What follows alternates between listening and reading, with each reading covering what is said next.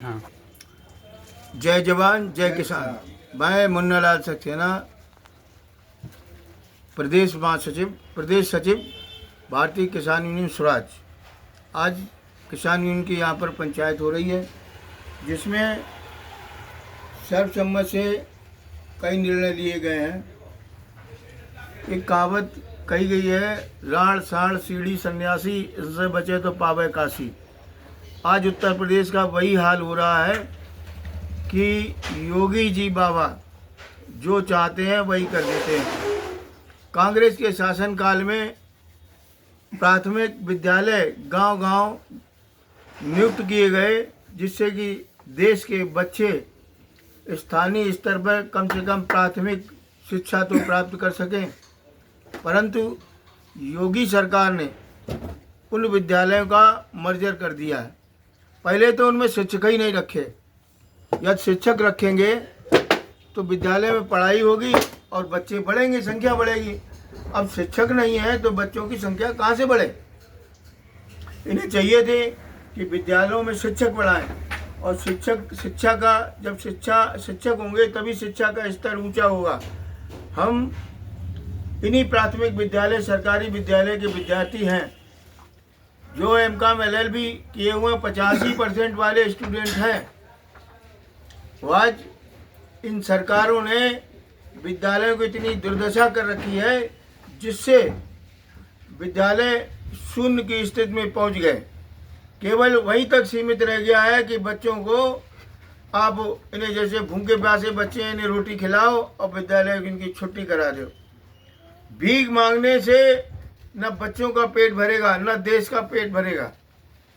शिक्षा ऐसा मूल अधिकार है। आप कहते हैं कि बेटी पढ़ाओ बेटी बढ़ाओ, ये बेटियां कैसे पढ़ेंगी?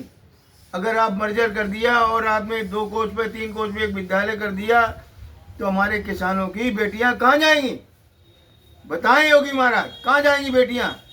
और रात में शराब खाने के लिए तमाम लाइसेंस दे रखे हैं। खूब पियो और खूब जियो। एक तो ये मोबाइल अच्छे हैं, परंतु बच्चे से लेकर बूढ़े तक ये इसमें दिमाग लगाते हैं। उन्होंने ऐसा फंडा अपनाया है कि व्यक्ति की बुद्धि पूरी तरीके से छीण हो चुकी है। ऐसी स्थिति में आज हम लोग इन्हीं समस्याओं को लेकर हम बैठे हैं। ये आज सर्वसम्मत से निर्णय लिया गया है कि जो प्राथमिक पाठशालाएं हैं, इनको समाप्त न किया जाए और इनमें अध्यापक बढ़ाए जाएं। यदि ऐसा नहीं होता है तो गांव-गांव, घर-घर बड़ा आंदोलन होगा और सरकार को नीचे गिराएंगे। आगामी 2027 में चुनाव होगा, इनको आने नहीं देंगे। ये मेरा वादा है, किसान यूनियन का वादा है। कस्बा कायमगंज में रोस्टर के अनुसार विद्युत नहीं मिलती। यहाँ का जेई जावेद और लाइनमैन नावेद, ये दोनों गुंडा किस्म के मुसलमान व्यक्ति हैं, और एक विद्युत तार जोड़ने का 100 रुपये लेते हैं। ऐसी परिस्थिति में 10 मिनट भी बिजली कस्बा में नहीं चलती है। उद्योग धंधे हों या चक्कियाँ हों, ये नहीं चल पाती हैं। और ये चोरी से कोल्ड स्टोरों को विद्युत जो फॉल्ट दिखाकर कहते हैं फॉल्ट में चली गई बत्ती, घंटों जो है फ्री जो है कोल्ड स्टोर वालों को बिजली देते हैं। उनसे बड़ा धन इनको मिलता है।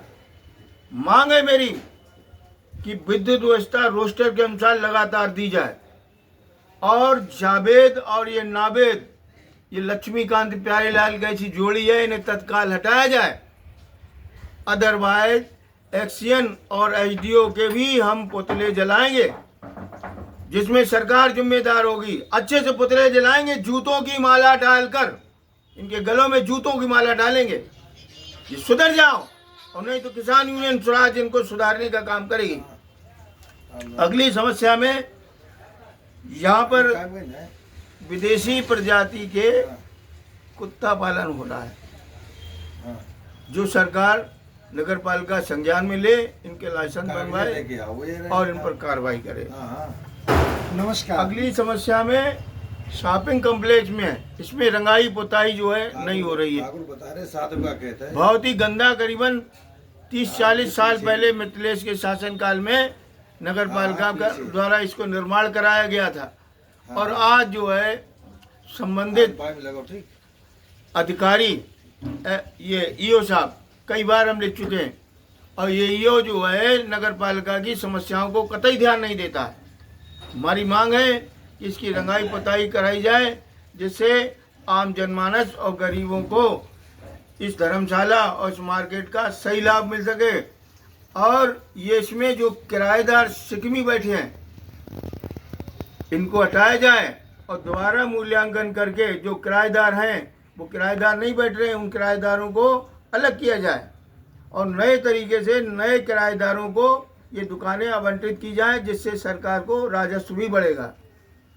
अगली समस्या हमारी इसी जवाहरगंज की पानी की है। पेयजल यहाँ पर पूरी तरीके से सप्लाई नहीं होता है। यहाँ पर एक बोरिंग कराई जाए और बोरिंग के साथ में एक पानी की टंकी भी यहाँ पर उपलब्ध कराई जाए, जिससे जो है पानी भरा रहे। अगर किसी के यहाँ मोहल्ले में पानी निबट जाए तो उस टंकी से पानी सुविधा अनुसार ले सके।